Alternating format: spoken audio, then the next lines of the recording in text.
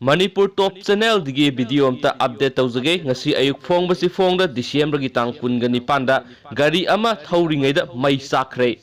tidim lambida Imphal tamna haigalakhiba gari ama gari awang lekai mapa yorakpada khanghaudana mai haurakpadigi ayamba saruk sakre driver di asoi angam thokhaudre thaudo asi ngasi numijungba pung ama makhairom taba matamda thokhibane thaudoksida maina ayamba saruk sakraba gari adu Tata company gi Indica Vista ne